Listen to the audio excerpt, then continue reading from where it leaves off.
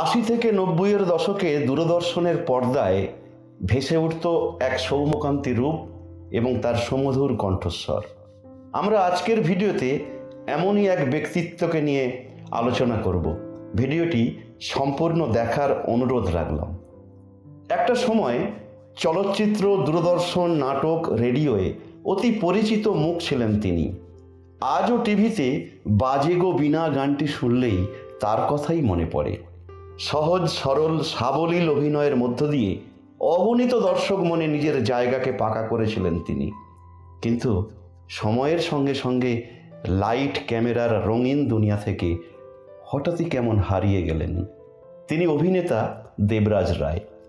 1954-র 9ই December পশ্চিমবঙ্গের কলকাতায় জন্মগ্রহণ করেন অভিনেতা দেবরাজ রায়। বাবা তরুণ রায় ও মা দীপান্বিতা রায় দুজনেই ছিলেন থিয়েটারের পরিচিত মুখ। ভবানীপুরের পদ্মপুকুর রোডের বাড়িতেই তরুণবাবু গড়ে তুলেছিলেন নিজেদের গ্রুপ থিয়েটার সেন্টার। করেছেন অসংখ্য নাটক। ছোট থেকেই দেবরাজবাবুর স্বপ্ন ছিল বড় অভিনেতা হবেন। মাত্র 16 বছর বয়সে বিশ্ববরেণ্য পরিচালক সত্যজিৎ রায়ের ছবি প্রতিদ্বন্দ্বীতে প্রথম অভিনয় করেন দেবরাজ রায়। ছিলেন মৃণাল সেনের ক্যালকাটা 71 ছবিতেও। 1973-এ মুক্তিপ্রাপ্ত দীনেন গুপ্তের বিখ্যাত ছবি মর্জিনা আবদুল্লাতেও তার কণ্ঠে বাজে গো বীণা গানটি আজও মনকে ব্যাকুল করে তোলে। প্রেমিকা মিঠু মুখার্জির উদ্দেশ্যে এই গানটি গেয়েছিলেন হোসেন ওরফে দেবরাজ রায়। এরপর বেশ কয়েকটি ছবিতে অভিনয় করেন তিনি। 80 থেকে 90-এর দশকে সন্ধ্যে 7টা মানেই তো দূরদর্শনের পর্দায় সংবাদ পাঠক রূপে ভেসে উঠত সৌম্যকান্তি অসামান্য কণ্ঠস্বরের অধিকারী সুদর্শন দেবরাজ রায়ের মুখ।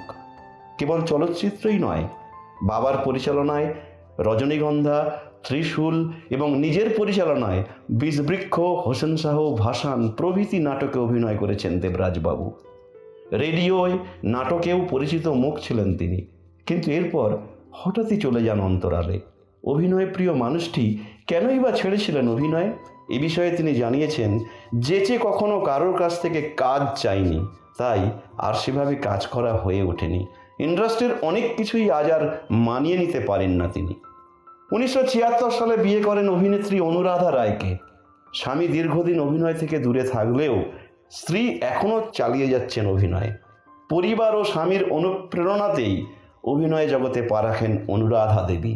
একসঙ্গে তারা করটি, দেবর, চৌধুরী পরিবারের মতো বহু ছবিতেই অভিনয় করেছেন। বর্তমানে ভবানীপুরের পদ্মপুকুর রোডের বাড়ি ছেড়ে তারা চলে এসেছেন সল্টলেকে। স্ত্রী অভিনয় করলেও আজ সম্পূর্ণ অবসরে দিন যাপন করছেন অভিনেতা দেবরাজ রায়। বই পড়া, টিভি দেখার মধ্য দিয়েই জীবনের বাকি দিনগুলি কাটিয়ে দিতে চান তিনি। আপনি ভালো থাকুন দেবরাজবাবু। জ্ঞানচক্ষু চ্যানেলের মধ্য দিয়ে আপনার সুস্থ, সুন্দর এবং দীর্ঘ জীবন কামনা করি। ধন্যবাদ।